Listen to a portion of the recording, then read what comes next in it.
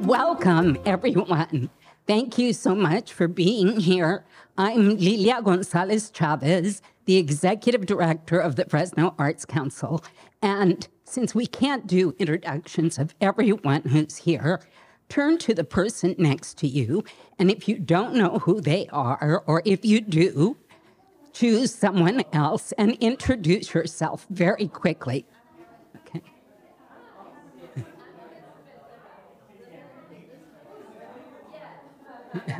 That was very nice. I like the way people got up and said hello to each other. Today is a very special day. Some of you worked long and hard to pass Measure P, and you invested your time, your energy, your resources so that Measure P could pass. And while Measure P is certainly much more than 12% for the arts, because it's an amazing initiative that's going to provide us with all kinds of recreational opportunities through the parks, it is also a unique opportunity for the arts that we have not seen in Fresno for at least 15 years. That was the last time any grants were made to the arts with any City of Fresno funds.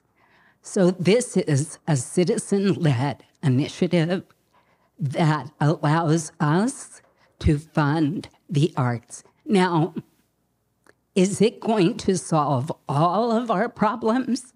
No. But this is more money than we have ever seen. And those of us who work in the trenches know that we do our work because we can't help ourselves. It's what we love to do, but we shouldn't have to do it without support. And now you will have some support through Measure P. So I want you all to give yourselves a big round of applause. Because you did this, you made this happen. Now, today's session will be repeated on September 6th. So you're the first ones, and we're going to test this out with you, but then we'll do it again on September 6th. So don't feel like you have to come back on the 6th. It'll be the same thing twice. We just wanted to give more people a chance. If they couldn't make it the first time, then maybe they can make it the second time. And I know there's folks still coming in, so I am kind of killing a little bit of time.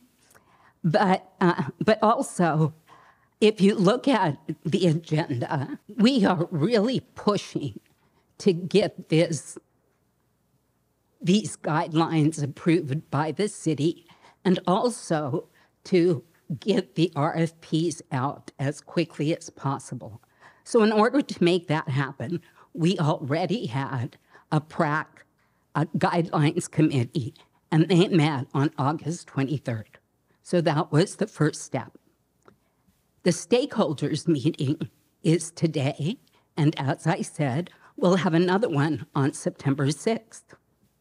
The second PRAC guidelines committee will be on September 11th.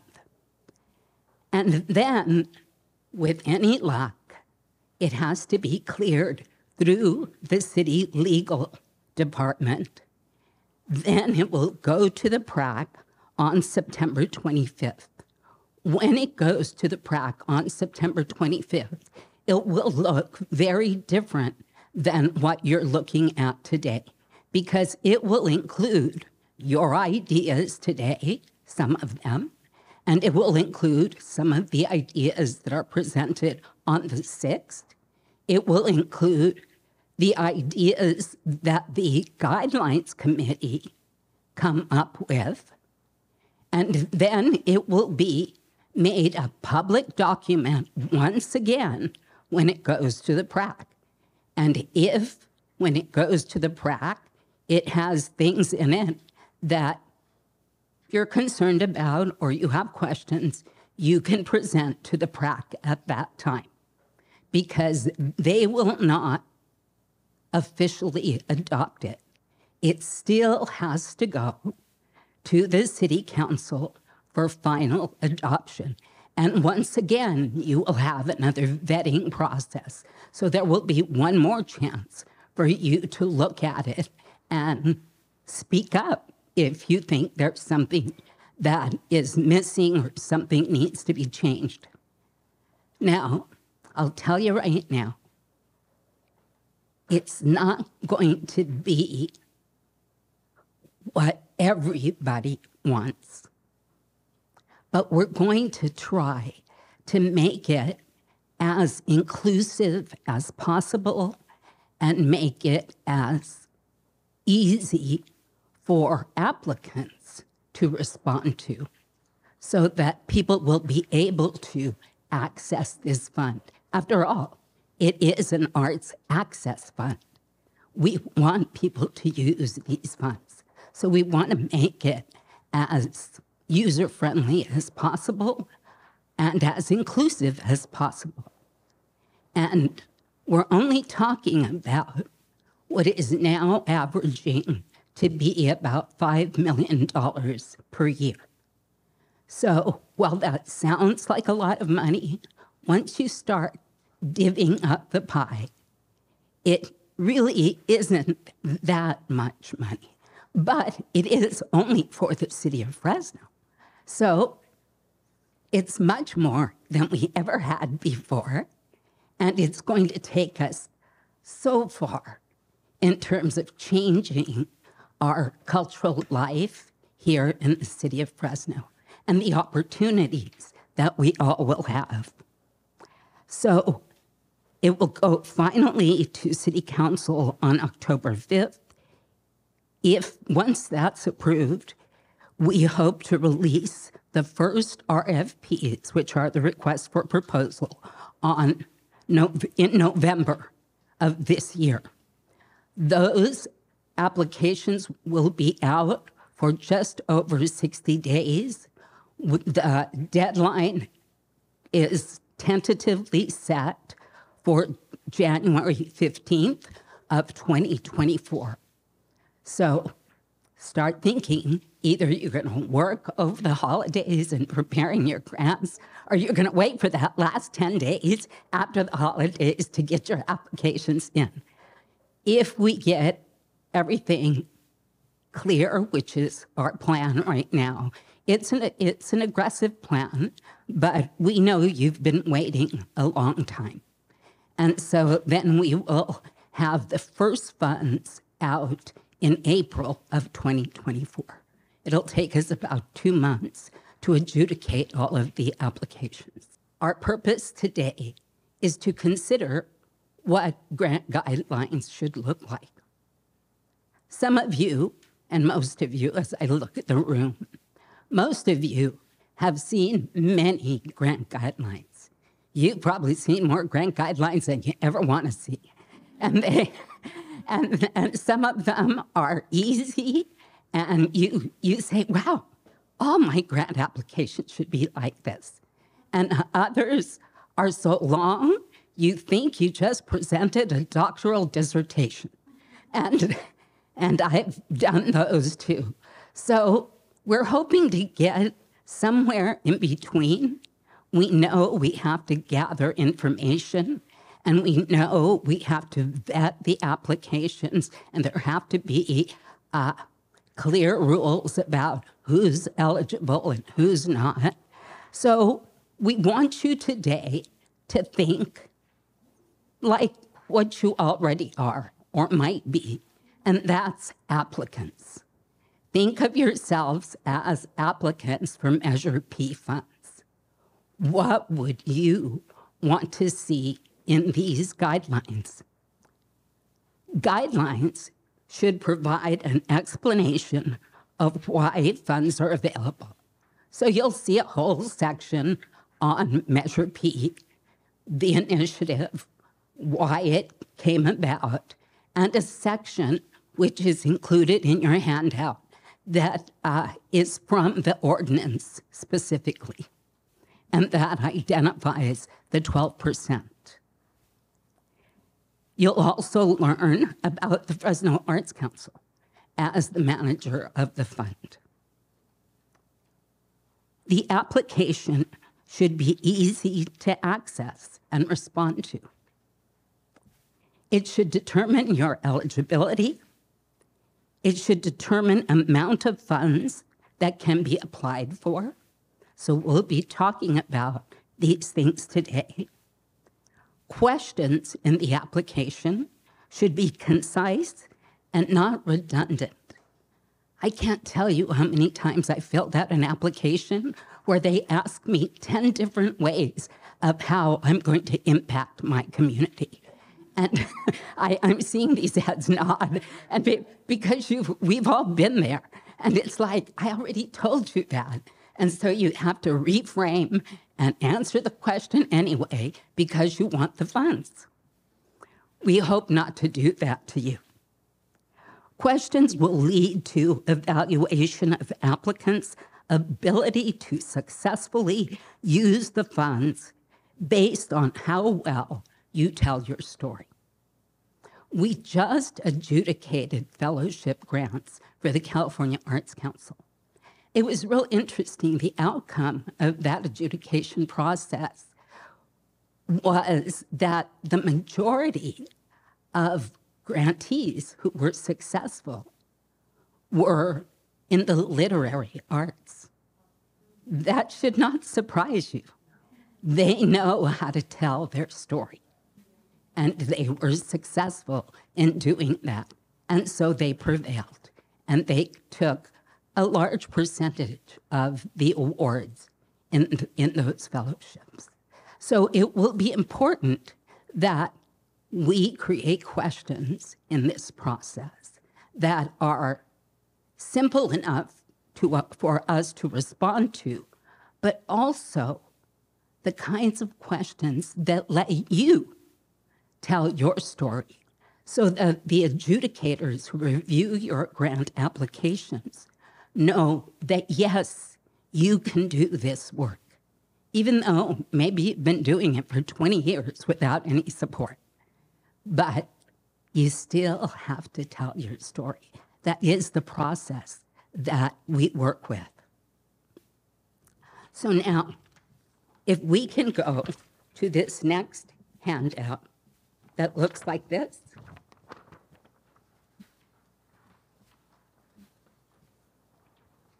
And what this is just an outline. It doesn't fully explain everything. It isn't a completed grants guideline. It's an outline with some things that are specific to the ordinance. There are some things we can't change because the framers of the ordinance had very specific things in mind, like they wanted to fund nonprofit arts organizations. So nonprofit arts organizations will be eligible to apply. And it's stated clearly in the ordinance, and you have that language in the handout that's attached. So you can see specifically what it says. So, as I said, the grant guidelines will have information about the Measure B ordinance, about the Pratt Commission, the Fresno Arts Council, and the cultural plan. Why the cultural plan? Because the cultural plan had to be adopted before we could develop these guidelines. It had to be adopted before we could make any grants. The cultural plan is our roadmap for the kinds of projects that the community said they wanted funded. We do have some copies. It's not the final copy. It is the final copy in terms of content, but it's not the pretty copy. We're still having that printed. But if you want to look at it for today's activities, we do have some there on the table. Because it's the cultural plan that guides the programs that will be funded. Arts organizations defined. A cultural arts organization is defined as an entity with a primary purpose of providing arts, creative or cultural programming and services. This purpose is determined by the organization's mission, purpose statement, and/or by its summary of core organizational programs and services. Again, you will have to tell us in the application how you fit this definition. Now, I've listed some ineligible organizations based on what we know from the ordinance, but it isn't the universe. You may think that there are other organizations that should be ineligible.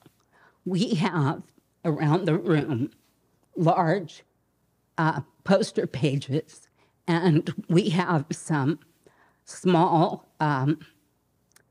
Post-its. They're not real small. They're actually the biggest ones with lines, so that you really can tell us, give us information. And if you want to add an ineligible or eligible organization that you think is not listed here, add it on that board. Once we break up, you'll have that opportunity. So I'm not going to go through this list. You can all read what they are. Eligible organizations. 501c3 organizations are projects with fiscal sponsors. So those are the folks that can apply. What's a fiscal sponsor? A fiscal sponsor is a 501c3 arts organization that can work with an artist collective or some other arts group that does not currently have a 501c3. So if you don't currently have a 501c3 and you still want to apply for funding, or you're an individual artist, you can join a collective or a group and come together and apply under a fiscal receiver. So that's another way that you can access these resources. The type of applicant organizations eligible to apply using fiscal sponsors, and I just identified that.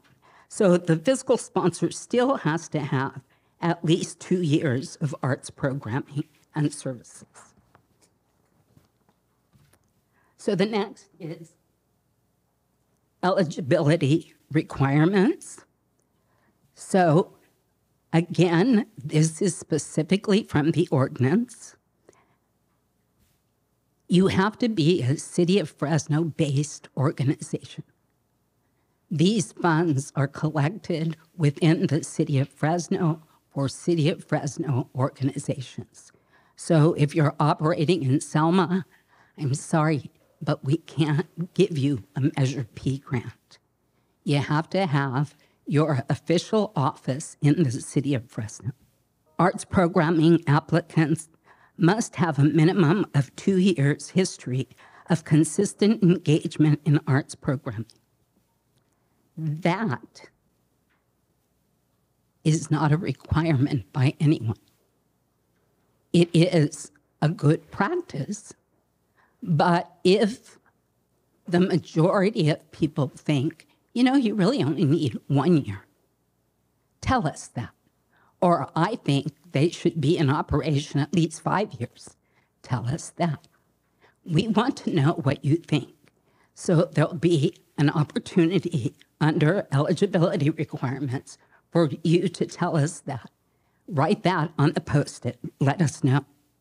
Nonprofit organizations and fiscal sponsors must have active status with the California Secretary of State and good standing at the time of the application. That's not arbitrary. That's required. These are public funds, and so it must be included in the guidelines. Letter of agreement. If you're using a fiscal sponsor, the fiscal sponsor must provide a letter of agreement. You can't just tell us that I have a fiscal sponsor and it's the Fresno Arts Council. And then the Fresno Arts Council never even knew you submitted an application. So a letter of agreement will be required, and it needs to be included in the guidelines because the organization that you're partnering with should know and agree that they want to be your partner. Types of grants. There are two types of grants that will be funded under Measure P as per the ordinance. General operating support, and the language from the ordinance is right there under general operating support. It was the intention of the framers of the Measure P ordinance that these funds could be used for general operating support because all of us know that general operating support is the hardest support to come by. You can get program support from all kinds of different people, but you can't apply for that program support if you don't have the staffing, if you can't cover the overhead costs. So general operating support is essential to most organizations, and that's why it was prioritized in the ordinance. The other types of grants are project-specific grants. All project grants must align with the goals and outcomes of the Cultural Arts Plan adopted by the Fresno City Council. We have a plan. It's there on the table. Take a look at it. Take it with you. We'll be printing a nicer copy soon, but we thought it was important for you to have it today as we look at this and as you continue to follow us through this process and that the different forms of the guidelines as they move forward to the committee and eventually to the council for final approval. And eventually when you apply for grants, because the projects that will be funded will be projects that align with the goals and outcomes of the Cultural Arts Plan. Project-specific grants may go out multiple times a year and specify specific outcomes consistent with the goals set in the Cultural Arts Plan. Why is that included? We think it should be included because in the Cultural Plan, there are many project-specific activities such as Fresno needs a calendar, one place where every arts organization submits their information so that when we're scheduling, when we're planning, there can be one place that collects all this information. Who's going to do it? Some people say the Arts Council should do it. Well, we can't fund the Arts Council with Measure P funds to do this. We are prohibited from applying for Measure P funds because we're administering it. So we would have to put out an RFP specifically for that purpose, to respond to a need in the plan that maybe no one else would think of, but it's something that we need, that the plan dictates. Another project that might be specific that would go out at a separate time is technical assistance. There's technical assistance that the Arts Council will provide, and it is required to provide as a result of the agreement we entered into with the city. But there are so many different ways that organizations need support that once we get rolling on this and we see how many applicants we have, we may have to put an RFP out specifically for technical assistance. And someone out there may want to apply to be the provider of technical assistance. So those are just examples. Again, none of this is set in stone. These are just possibilities. The other thing that we need to consider, and that I want you all to be thoughtful about, and if you have your phones, use your calculator and figure out, what is this breakdown of funds? How much does it mean for my organization? How much Could it mean these percentages are proposed? They're not set in stone. If you think a different scenario works better, share that scenario with us. And there's funding formula is back over there in the back of the room. Make up a new formula, present it. It will go to the PRAC committee for consideration. This is just a sample funding formula. Okay. Project-specific grants. What is the possible range of funding? Now remember, we only have $5 million. The first year we'll have a little bit more because we accrued for 2 years, but we want to build this to work for us for 5 years. So we're estimating and we're using for the purpose of our calculation that 5 million number. So I would appreciate it if you use that number. The PRAC will have to decide how they want to distribute funds over that amount. But that's right now the projected sum annually.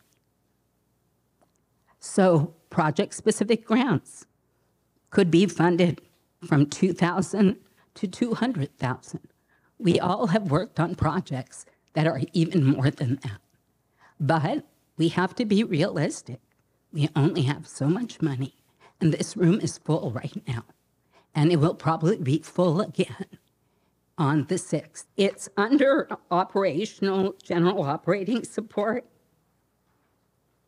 It does indicate that if you apply for general operating support, you can still apply for project-specific grants. Okay, so you can apply in 2 categories. As long as our budget is under $3 million.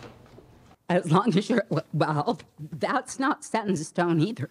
The PRAC will ultimate, but that's the proposal, okay?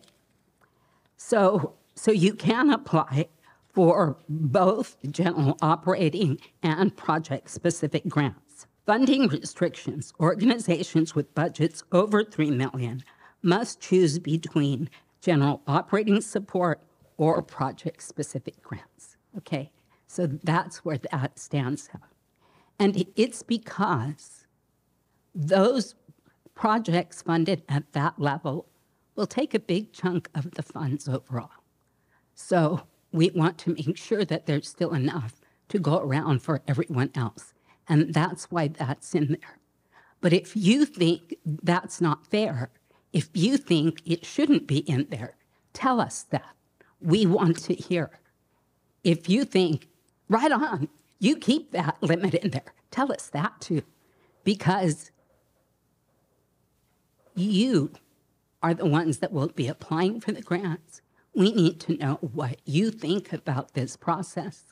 The PRAC will review all of these ideas and eventually adopt guidelines. But we do want to hear what you're thinking. Matching funds, and you can see right there that I didn't make a decision. It says, should they be required?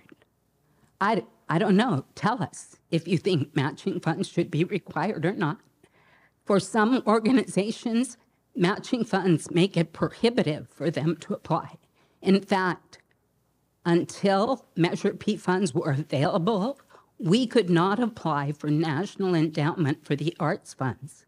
But now that Measure P funds are available, we applied for an NEA grant for re-granting. And we're hoping on our first time out that we'll be successful with that.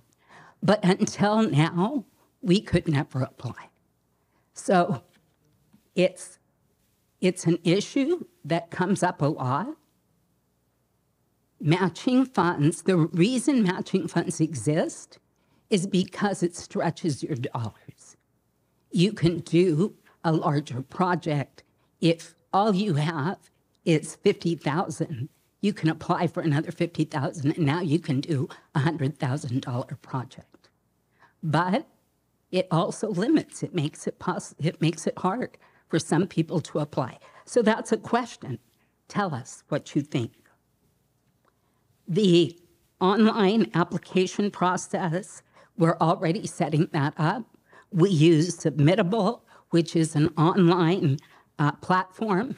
We've been using it for many of our projects. We just used it for the fellowship grants. And what was really nice to hear from all of the adjudicators and even the applicants was this was really a user-friendly system. We're so happy you used Submittable. Somebody else used something else, and we just had so many problems getting in and uploading our information. So that is the platform that we use, and that is what we'll continue to be using. Application review criteria.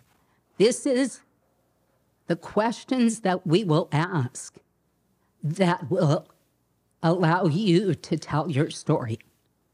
I put an example of a possible question. Describe your cultural arts programming, include artists involved, number of arts programs you offer per year, and educational components included in your program. I'm not telling you that's going to be in the guidelines. That's an example of a possible question. Give me some other questions. Tell me some other things that you think would be helpful for us to ask so you can tell your story. The final decision after the adjudication process is completed will be the acceptance of the recommendations by the PRAC. So the PRAC has the final approval, not the Arts Council, not the City Council, but the PRAC. So that was really nice that the City Council trusts us in that way and agreed to allow us to move forward this way. So I'm very grateful, but it is, it puts a little more pressure on the PRAC, a little more on us, but we're not the final word. It's a collective voice. And this whole process is about a collective voice. This whole process is about being as transparent as possible and having input from the community. So now I want you to go back right there in your seats. Start thinking about, maybe talk to your neighbor or if you know someone else in the room. Think about these different categories. Think about what needs to be included in the guidelines. Yes, Jolene? Two questions. One, we're setting 5 years of this cycle based on the fact that this landed in our lap in August. Should we not think of a cycle that makes the most sense for the community, the prospective applicants, and try to make that rhythm work a little bit better, if it can work better? When you said that, gee whiz, that means that in the holiday you'll be doing this. It's just because it landed in August on us. No, quite honestly, throughout this entire process that we were waiting to get approval, I was pushing so that we could release RFPs in November. Because that's downtime for a lot of organizations. That isn't like crunch time for a lot of organizations. And then we extended the deadline until January 15th. Why January 15th? Because I know all of you, and many of you will not get your applications in or will not start working on your applications until after the new year. So this was very deliberate. And so it gives you a chance to get it in during those last 15 days, and we still have the opportunity to get money out in the spring of next year. Yes, Amy. Hi, thank you. I'm Amy Kitchener. I'm with Alliance for California Traditional Arts. My question is, can you tell us a little more about the project timeline? and kind of what happens in between these. Like, I understand we're having 2 stakeholder meetings, right, over this next week. Then how is that input going to factor into something, and where is there a draft that will be available for review before that, is it at that September 11th? Maybe just kind of walk us through, like, where there might be possible public input. I just did, Amy, but I'll do it again. The guidelines to the commission go on September 25th. At that point, when those go to the commission, they also go public. And so everyone will have a chance at that point to review the guidelines and what has gone into them up to that point. And even the PRAC will make changes. So they'll be changed before they go to the council for approval. Yes. Is that not clear? So after these meetings, we will be able to review something on or right before September 25th when it's made public to that meeting. And if people, there would probably be additional comment time for people at that meeting to also inform what's there. Yes. As well as when it goes to the city council. Yes. And is the committee meeting public, the subcommittee of PRAC as a public commission? It is an ad hoc committee, and therefore it isn't required to be an open meeting. But if a member of the public wanted to attend, that's possible. Thank you. Yes. It's a follow-up to Amy's Okay. question about timeline. Could you possibly set a date between September 11th and September 25th for public release of the draft, so that those of us who, when we attend that meeting, we've had time to read what's going to be going before the PRAC and be able to be prepared to make intelligent comments and everything? Yes. So we're not, the problem that we've had in the PRAC process is everything gets dropped the day of the meeting. And I hear you. everyone's scrambling. Okay. Right now, our projected date to have it completed is the 18th, so that it can go to legal. So we can put it out on the Arts Council's website on the 18th, so that people can have that time before the 25th to review it. Okay? Thank you. Uh-huh. Other questions? Yes, Natasha. So I asked a question that has been kind of the bane of our existence for a minute, but when it comes to eligible nonprofit organizations that are not focused in the arts but are highly focused in culture, I know this is an annoying question, but I'm just wondering, when it comes to eligibility requirements, do you have to have that arts programming, or can you be another organization that like other work outside of the arts, but that's working in different? You would have to identify how that fits into the definition. And so with your mission, with your programming, what are you doing in the arts that fit? Okay? Yes. How many people are on the PRAC Commission? 9. 9. There's 9 members of the PRAC Commission. Okay. Yes. So you referred to in your wonderful presentation eligibility. I think it would be helpful, and I think it follows up on the question that preceded mine. What disciplines might be eligible for the key funding? When we, That so that it is very clear. It's very simple to say arts and culture, arts education, dance. It gets a little more complex when it's humanities, literature, media arts, maybe natural history. in the cultural plan, there is another definition that was used in the cultural plan that identified cultural arts. And so you can use that definition as well. But on that page, other, write your notes and let us know what you're thinking. Are you thinking that that the bowling team should be eligible for these funds. They would have to be able to demonstrate how they are an arts and cultural organization. Okay. It would be helpful in the application process to further elaborate qualified applicants in that, breaking it out a bit further. Let us know what you're thinking, put that in the notes, and we'll be able to incorporate it as we build out this outline. It is, I mean, I was very careful to not overfill this outline. I want you to give me information so that we can grow it.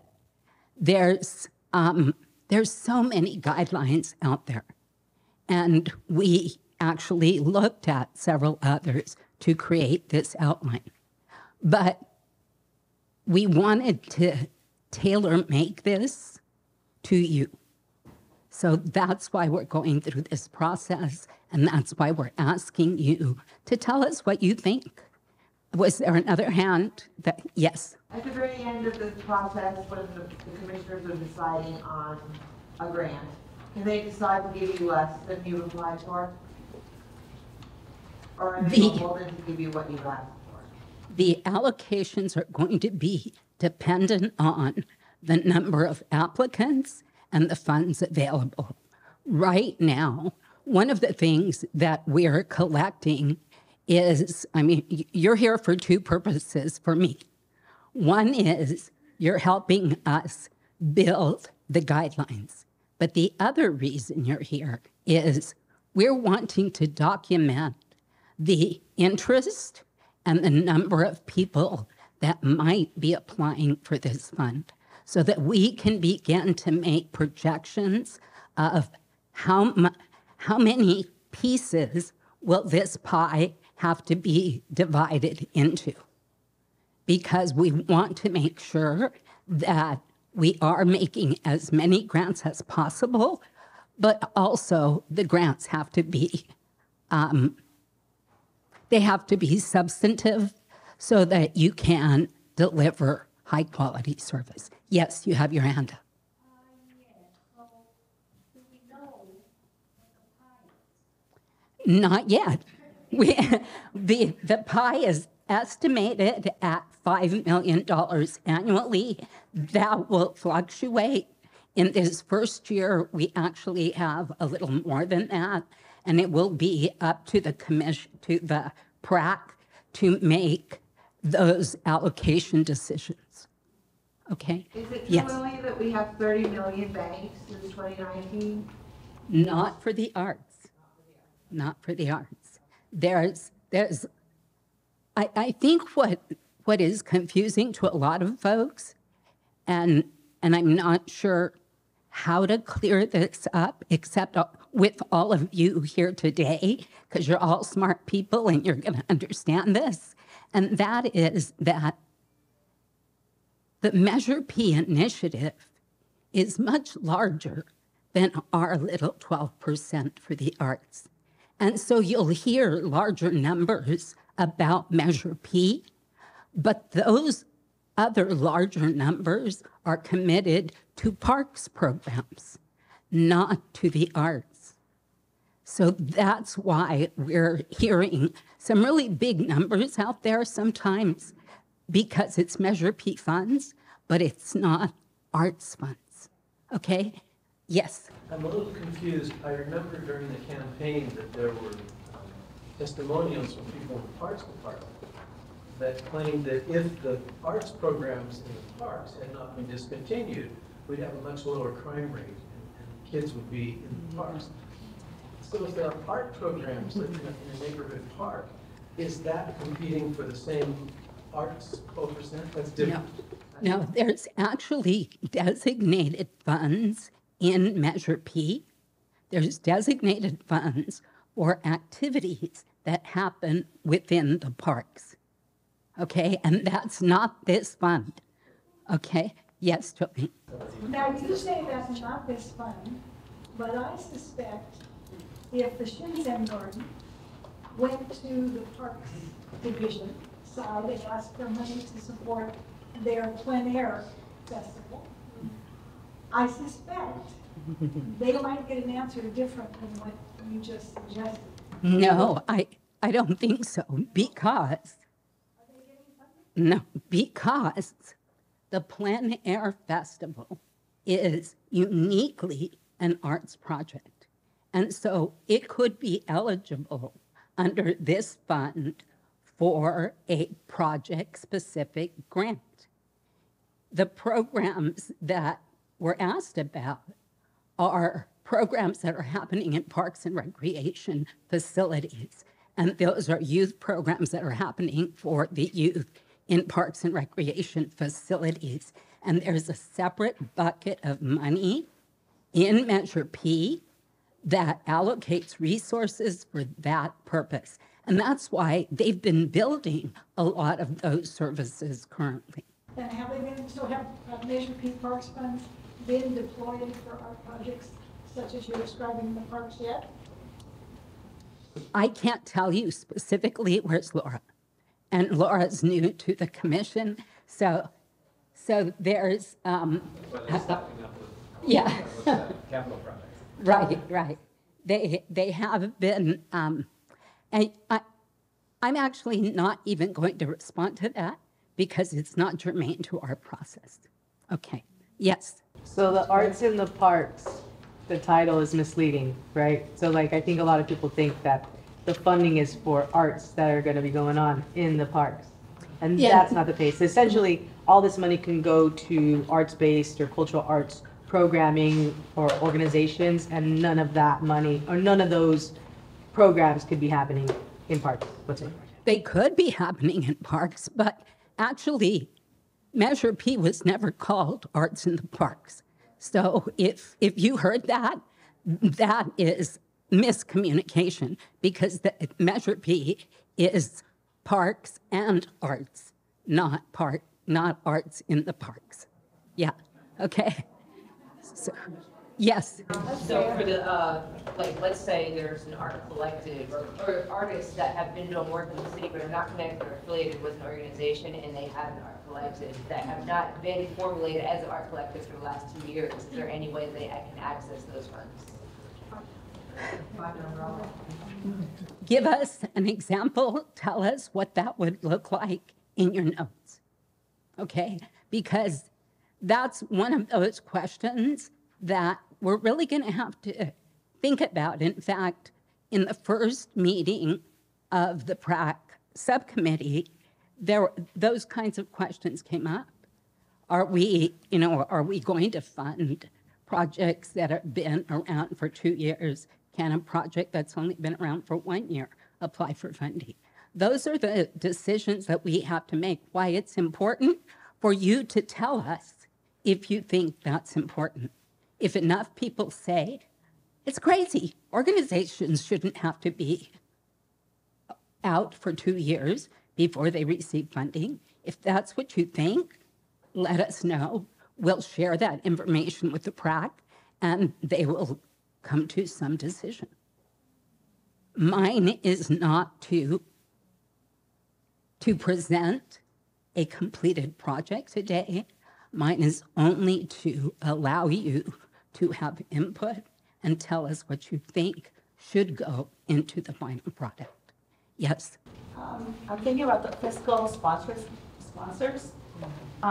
will have a very important role potentially.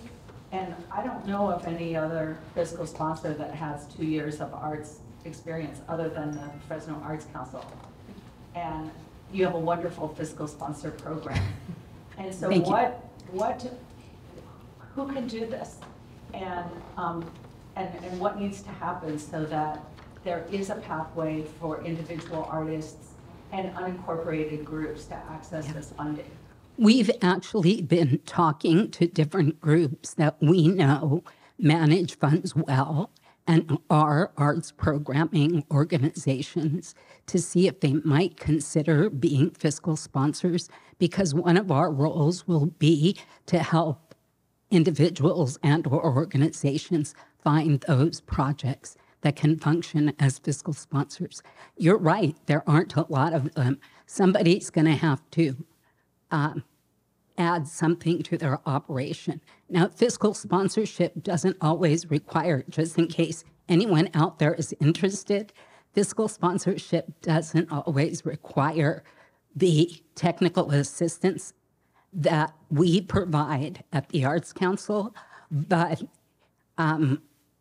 it just requires that you have a good accounting system, that you can line item projects and set them aside and provide reports for those projects specifically. Yes, Jolie? It appears to me, just based on the amount of monies that the Fresno Arts Council will be charged with granting, that your work is cut out for you. I wonder if it could be problematic to also continue the role as fiscal sponsor when you're in the process of granting. And I've already stated that we will not do that. Excuse me. Yeah, we cannot do that anymore. So you won't, okay, so No. you get out of that. Not only can we not apply for the fund ourselves, but we cannot function as a fiscal sponsor for anyone receiving the funds because the fiscal sponsor process generally requires a fee for service. You charge an admin cost for providing that service, and it can be anywhere from 5 to 10% of the fund that's awarded. So the Arts Council cannot take that. We can't receive any of those funds. Yes. Mr. Clovis, what is the oversight process, if any, for fiscal sponsors? Fiscal sponsors have to, and that's why we're suggesting that they be in operation for at least 2 years, and that they will have the same clearance from state. They submit their 990s. We will review them to determine eligibility. Okay, but for anyone who, for instance, signs up with us and receives funds, will my organization be responsible for providing any documentation? You'll notice in the outline, it says that a fiscal sponsor will become the recipient of the fund, and they will be the responsible party. Yes, Stephen. I've never been a fiscal sponsor, nor have I had one. Okay. It's fun, Steve. But no, it's just, is it typical that then part of the project grant proposal is some kind of portion of the grant goes to the fiscal sponsor for administrative overhead, I assume? Right? Many, That's how it's being yeah. And that's the other thing when we look at funding restrictions and or the funding formula in those areas or in other, you can write notes about that process because it is a unique arrangement that you have with organizations and or individual artists. We have served as the fiscal agent for the Yanka project for probably 15 years. And they are individual artists who just don't want to be a 501c3. And they deposit their funds with us. Now, if they apply for Measure P funds, we cannot be the fiscal agent. But if they don't apply for Measure P funds, we can continue to be their fiscal agent and they can do the other work that they're doing. So it's only for those entities that are applying for Measure P funds that we are out of the ballgame. Yes. So this is probably obvious, but if you were an organization like ours that agreed to become a fiscal sponsor and we became the recipient of that person's grant, it won't affect our ability to apply for No. grants on our own, No. correct? No. Okay. No. It doesn't affect your ability. Yeah. So those are good to know because we are going to be looking for organizations that can provide that service. So yes, No, the fiscal sponsors need to be a 501c3. yes, yes. That's why you take on a fiscal sponsor, is because you don't have your own 501c3 and you need to be a 501c3 to apply for these funds. Yes. Is it possible to collect names of organizations that may be interested in being fiscal sponsors and maybe share that with our network? So that we can... Actually, before you leave today, if you're thinking you might be in the position to be a fiscal sponsor, leave your name with Andrea. Andrea is on our staff. Suliana is here from our staff as well. I appreciate both of them for being here with me this evening. You'll get to know all of us a lot better. Eric is not here. He's another member of our staff, and Elisa, and we're hoping to bring on another new member to our staff soon. This is a huge project, and we're just excited that we have the opportunity to work with all of you more closely through this grants process. You had your hand up back there. Yeah, so I just want to be clear. So to be a fiscal sponsor, all we have to do is meet the eligibility requirements of being Yes. yeah, 501c3, yeah, all those. All right. But you also have to be Okay. arts-based. But they also But you also have to be an arts organization, and you need to demonstrate that you have a capacity to manage the funds. And that's what you're asking our input on. It's not set in stone, right? Exactly. That's what you're going to ask us to do. Exactly. Okay. Exactly. So So, I mean, I just want to be clear. So I have a foster care system with that's not eligible. Okay, but we want to add to these young people's lives, they're, what do we call non-minor dependents, they're 18 to 21, 20. We want to add to our programs the cultural and artistic and bring that, to them and expand their my God, but their horizons. Yeah, that sounds like a project-specific application that you will make in the future. And that's if you are a 501c3 arts organization. If you're not, you can align with one. Okay, so we would have to align with already, it just sounds so, so dang restrictive. I mean, and the it's like it reason- doesn't yeah. allow for creativity, and exactly what you guys are looking to do is to bring the culture and the arts, and yet it's like you can only do it if you're already doing it. Drives me crazy. Actually, it's not that you can only do it if you're already doing it. You can grow into it, but a lot of people in this community have been doing it for a very long time with no support. So I think it's appropriate that we look for a certain time of doing this work before grants are made available. But that is something that we're willing to consider. So put your note on one of these sheets where it fits and let me know what you're thinking. Yes, Amy. None of this eligibility is in the ordinance. This is what you're kind of laying out for this group to give feedback on. So Exactly. if you don't think that's accessible, you should say that in the process you're going to tell us. Exactly. So yes, I'm just going to take 2 more questions. So if you're really dying to raise your hand and you haven't done it yet, you'll be the one after this. Yes. It seems to me that because of the nonprofit requirements for Measure B funding, that leaves a lot of the community out of the process, except through this basically subcontractor process, which is the Fiscal receiver. yes. So it seems like it's going to be a 2-tiered process. I can see a lot of applications going in to the secondary source. Do you have a structure set up to accommodate that? Because all of these, I mean, This- applications are gonna have to go to 2 different places.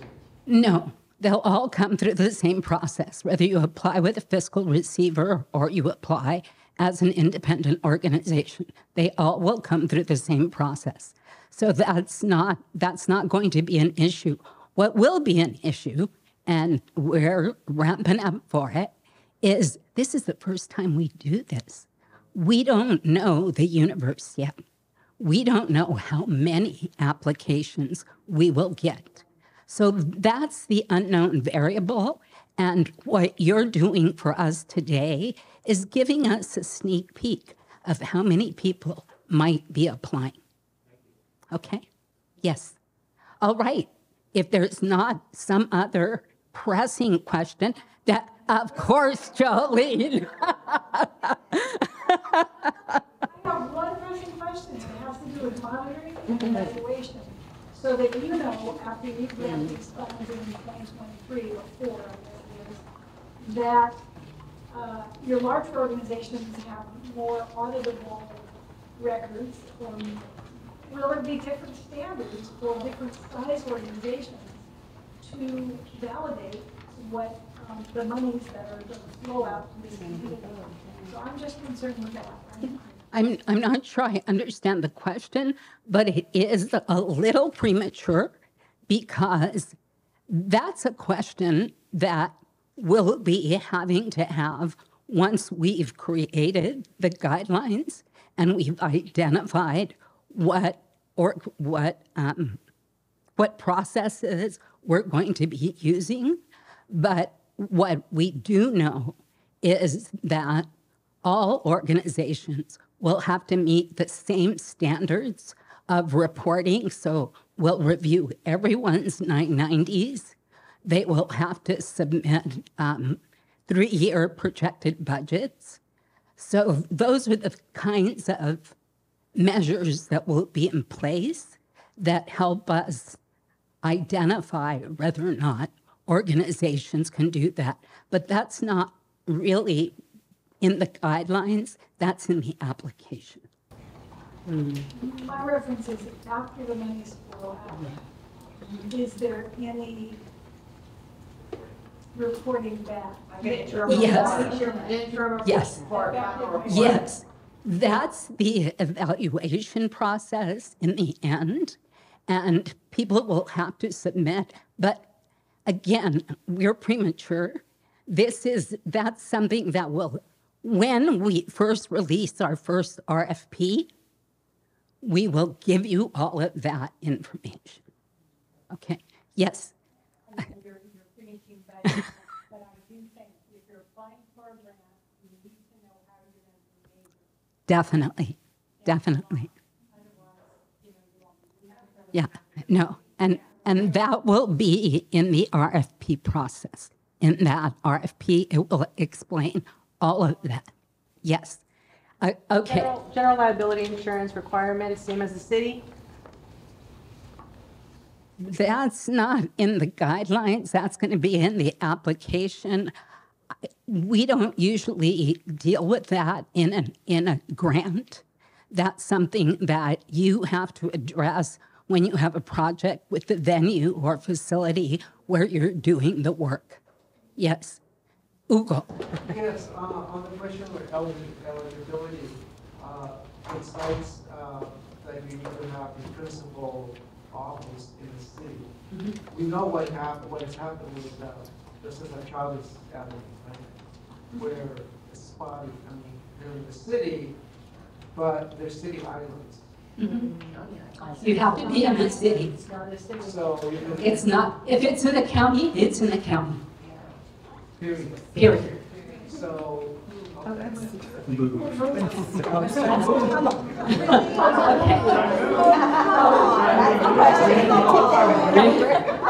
it. Y'all don't, you guys don't know what happened at the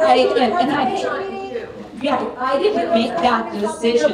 That's the decision that's made by the city. That's not legal. That's not okay. I do want to give you time to thoughtfully consider all of these things, to write your notes.